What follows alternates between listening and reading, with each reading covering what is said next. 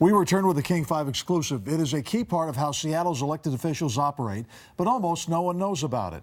We are talking about office funds. Office funds. They pay for trips and dinners and receptions for the people we put in office. And as King 5's John Langler reports, where the money comes from raises just as many questions as where it goes. It is an incredible experience. Inauguration Day, 2014. Ed Murray becomes Seattle's new mayor.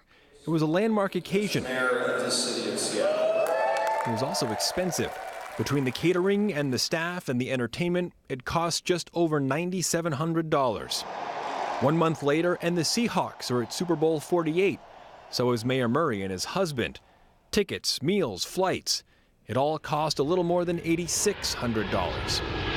So, who picks up the tab when the mayor goes on trips, or pays for gifts, or entertains guests?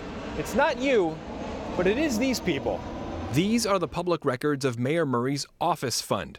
An office fund is something the mayor and the council have to pay for city-related expenses. The records show where the money goes: entertaining business leaders and dignitaries, giving gifts and holding events. As of last month, Mayor Murray's fund had received $26,903 and spent all but $1,300 of it. They're not taxpayer dollars. The money comes from lobbying firms, political consultants, interest groups, and friends of the mayor. This rule has been frozen in time. Wayne Barnett is executive director of the Seattle Ethics and Elections Commission, which tracks the office funds of the mayor and the council. But beyond that, we don't really get into detail into how they're spending the money.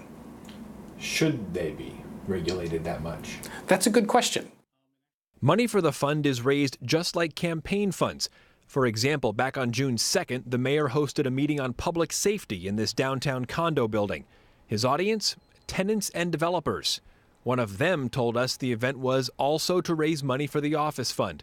He gave $250, the yearly maximum. Some might call a slush fund, but it's really a fund for those parts of the job that are part of the job but don't officially fit. Pat Doble is a public affairs professor at the University of Washington. His focus is ethics and politics. In his opinion, office funds are not the best way for elected officials to do business. Seattle and King County are the only governments in Washington with a specific office fund. It's that perception that starts to gnaw at the legitimacy of government. It's the perception that someone is buying privileged access through this. I don't think it gets people anything. Mayor Ed Murray says the office fund is important for city business. They get in return a mayor who is able to go on trade missions, is able to give gifts to foreign dignitaries. I think they get a mayor who's able to function. There are conditions. In addition to the $250 per year limit, no one with a city contract can contribute. But there are ways around that. In August, 8 people gave to the mayor's office fund $250 each. That's about $2,000 into the fund. They're all either employed by or connected to American Traffic Solutions, a company that has 2 contracts with the city. Here are those contracts. Adam Tootin, who is the vice president of the company, is named on both contracts. He and his wife gave money to the mayor's office fund. The company did not return our calls. So I certainly have talked to folks at ATS and certainly have asked for money for the office fund. Knowing that they have contracts with the city. I don't know if I understood they had a contract with the city at the time. Barnett says since the company itself did not make the donation, it's allowed. How big is that gray area? I don't know. Former Mayor Mike McGinn says giving to the office fund may not buy favors at City Hall, but in his experience, it gets you a seat at the table. Sometimes people gave you money because they wanted to be helpful, and but there's no denying that money has an influence in politics. So going out to fundraise, carried with it those ethical concerns. I am not about to give away the only thing I have, which is my good name, for $250. Mayor Murray believes the city's process is even more transparent than other political fundraising around the state.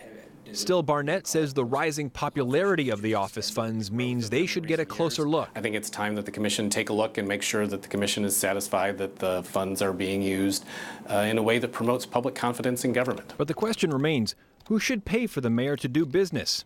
All taxpayers or the select few? There are activities that I really don't think the taxpayers should have to pay for, but I think they're important to function as mayor. the cleaner way would be to have taxpayers pay for them.